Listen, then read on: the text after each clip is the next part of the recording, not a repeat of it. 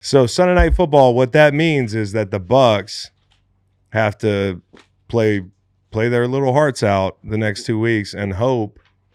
Really, they have to hope that Atlanta goes to Washington and loses. Yeah, they're going to be the biggest Commanders fans this weekend. Huge Commanders fans, big time. Yeah, the Falcons, if they win this week and the Bucs lose to the Panthers, they clinch the South. So now both teams winning out, you're still going to get the Falcons. Yeah, It's the tie break. Yep.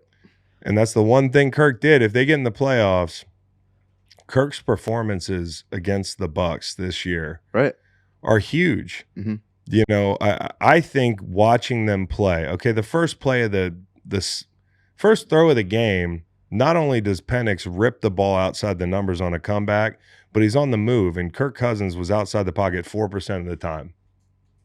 Yep. In his starts this year. So number one, you see the velocity check. The velocity is there, something we didn't have. He's working the middle of the field throughout the whole game, and he's moving in the pocket. They're 37% pistol formation so far this year. Yep. They're up to 50-something% yesterday. Yeah, 54. So the way that they run their offense is going to be different. I also think, like, if you go back to the first throw of the second quarter, it's 30 yards outside the numbers on a rope to Mooney over an underneath defender. Mm-hmm. The velocity on the ball coming off this kid's hands, and the fact that he is older, and some of y'all got real, I said Bo Nix is older, and, a lot of Denver fans were like, can we stop it with this narrative? He's only like a year older than Jaden Daniels or something. We're talking about age and experience. The guy's been in college forever. Same thing with Penix on both fronts. He's actually older, and he's been in college a long time. I think neck up, especially with the way they've onboarded him, whether that was on purpose or not, he's going to be more ready than most rookie quarterbacks. But I will say, I know it was the Giants. He looks like a pro quarterback. Mm-hmm. And, all that extra work getting on the same page with Penix, not only because he is a new quarterback walking in with the ones, evidently was not taking a lot of one reps leading up. This wasn't a thing they were building towards. He's also a lefty. And so that's a thing that all the receivers have to focus on. The ball's going to come off his hands a little different. I think there were some drops early that were directly a result of a different ball coming off his hands than the one that was coming off Kirk's. And as a lineman, not for nothing, right ends are not used to playing the boot and rollouts as much as they're going to have to play against him. So it's a nice little wrinkle being a lefty. It can be a pain in the ass for a receiver getting on the same page, but he looks strong in the pocket. There was at one point, New York had a free runner. The guy is a backer. He's draped on his back. Penix finds a way to get the ball off. 14 pressures, 0 sacks. Again, the velocity, his motion's like a full load up. Like he does have a longer motion, but he gets the ball there quick. Yep. So you can't have a long motion and not have velocity on the ball. That ball comes out hot, and he peppered the middle of the field. I'm excited to see him play. I really am. Yeah. He just got a KYP. He just has to do that. What's that mean? Know your personnel. Oh, I like that, bro.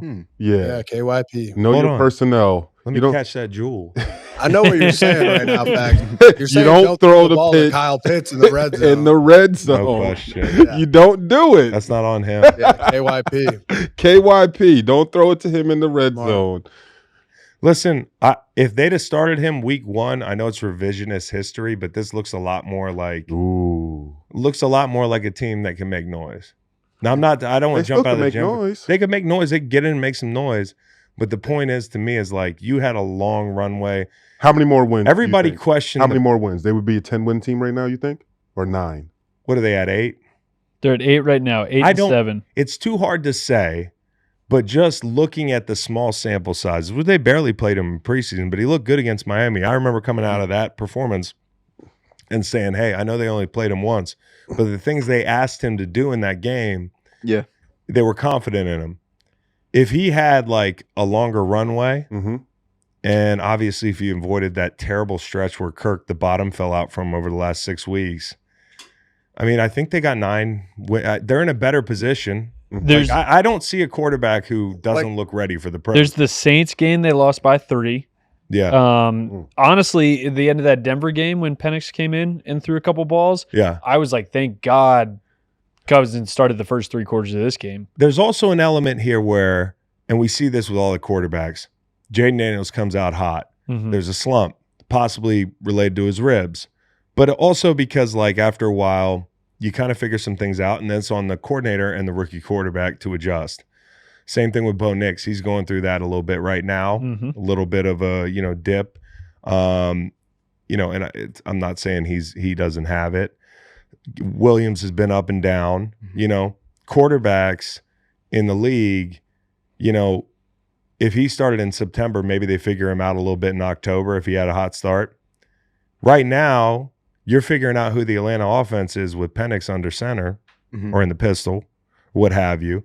You might get more rollout. You might get more boot. You might get different formations. You might get different routes. You get different areas of the field that you're able to access. The time with which defenses are going to have to figure him out, you're not going to have a lot of tape going into the playoffs if they can get in. So it's kind of a accidental and you go back to advantage. Go back to the preseason, like you referenced, they didn't play him much in the preseason, but I think that was, in retrospect, an admission by them that they were impressed with what they saw too, and they didn't want more tape out there on him in case they had to go that way down the road. If that's what the Galaxy Brain Falcons were doing all along, then they're very smart. I love it. But they took a lot of shit for this pick, and I'm just excited to see him look good because I was one of the ones when they picked him to be like, hey, man, if he's your franchise quarterback in 5 years, you're not going to care that it was redundant in year 1 or that you got some money you got to pay Kirk in year 2 or figure it out. Yeah. I think Penix looks like, he's got the potential of a pro quarterback. I got a question for that. Is it an absolute, though, that they're going to move on? I mean, obviously, it seems like they're going to move on from Kirk. Are they for sure cutting him? Like, is that kind of a foregone conclusion at this point? I don't think they can just cut him. Right? Yeah, that's kind of what I'm thinking. Yeah, there are financial considerations with that. Like, they take on a lot of dead cap. I mean, if they feel really good about Penix once they finish this season, ideally you can find a trade partner, but you'd have to also sell on the fly that Kirk's Achilles was a temporary issue this year. Right. Yep. That's a tough deal because like what time do you have to put out tape on Kirk that looks good if the last thing people saw was that stretch and then some preseason tape next year? The trade value's kind of sunk, and then the person who makes the trade has to take on a lot of that salary. Yeah. Right. Yeah. So 100%. You'd have to be it would have to be a very good team that feels like they absolutely need a quarterback but don't have one. He does have a $10 million roster bonus due March 17th. So on Saturday, Adam Schefter had said that the Falcons, that's the date they were targeting for. If there was going to be a release, that makes sense. That would come. He has a no trade clause as well, right? Right. So it'd have to be of course he does, man. He's comfortable.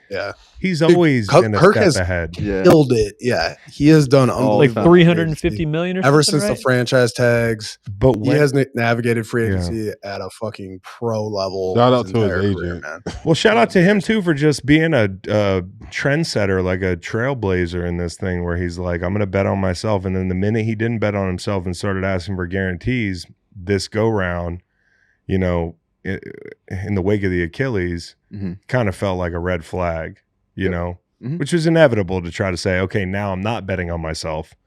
I want the money. But Falcons, man, everything's out in front of you. This game against the Commanders is going to be big. And like you think about Dan Quinn and all the experience he has. Lattimore taking away your best guy. What do you do in those situations? You got to be able to run the football. Yep. And you're going to have to be able to access areas of the field that are going to be a little bit more difficult to access than what the Giants gave you. How much scarier are the Falcons wide receiver core with Michael Penix Jr.? Because like they were like a pretty decent core with Kirk. Yeah. But then somebody who can throw the ball as like a dart, as we've been talking about with Michael Penix Jr. The ball's out so much faster. He gets it to it so much quicker. They're out of their breaks. I don't think they're as scary from a deep threat perspective. Look at I feel like I think the one is Bo talking. I'm sorry, I took out my. Go ahead, Bo. No, it's all good. I see you over there grinding with the earplugs, Chris. No, I was answering Cowboy. I don't think the Falcons are necessarily as much of a deep threat team. Like, I'm not as familiar with Penix's deep ball, but he did a really good job distributing the ball. Like guys like Mooney, he's got a big arm. Exactly. Drake London's really good too. So like that's a thing that we're so reactionary in the NFL media. Okay, he played a good game against the fucking it's the Giants. Yeah, like let's keep that in mind. Yeah. But the thing to me that I was hedge a impressed with is just you see guys like this is his first start. He hasn't really played much all year, and he just looked poised, and that's the thing that I was most impressed with. He looked comfortable in the pocket. He looked comfortable distributing the ball around to, these different receivers for the Falcons. And I like the Falcons run game. So if he can just kind of do that, like protect the ball, distribute it well to their receivers, to Mooney, to Drake London, maybe get Kyle Pitts going a little bit more. Like then that's all they really need. Protect the football, distribute the ball, run the offense, and then you're in good shape. So, and what else I'm excited for is just like thinking about the other receivers and guys stepping up that might have to play here, like with the last of the season coming up. It's because Michael Penix the whole year, like he hasn't been throwing to these guys. Like Kirk, right. Like when you're in people who don't know, like if you're not the starting quarterback, you get very limited reps in practice, like real time reps, real scrimmage type reps with guys. And you're most likely until this past week, until they told him he was going to start, he in practice probably weren't throwing a lot of balls to Mooney, London. They had to do extra work. They had exactly. If he was, it had to be something that was extra. If guys wanted to get extra catches after the fact, but it's just that now the fact that he just hops in there and you distribute the ball, it's probably guys are probably going to get more catches than they usually. Some guys might get less catches, but it's just like he's going to find his security blanket. It's not going to be the same as Kurt's mine, and I think that's going to be good to see, like who's going to step up, and we're probably going to start hearing other names like a lot more in Atlanta. Listen, he's not that mobile, but neither is Stafford. And look at the way when they move the pocket in LA, and that's where the OC comes from. Yep. And the run game that you have off tackle with Bijan, with Algier, the way they stress your edges. If you have a guy that can move, the ceiling on the offense gets raised. I think that's the biggest thing. Besides the arm talent, which is not there anymore for Kirk this year. I think it's the mobility and the way it opens up your playbook. And I think Mooney's done a really good job there. There were people that wrote Mooney off before the season as a guy who's he's going to flop, right? Like it just wasn't, we got a little bit. He was just a deep threat. He's just a deep threat. Right. That is not what he's been. Because you can't be just a deep threat and get buckets in that offense with Kirk Cousins.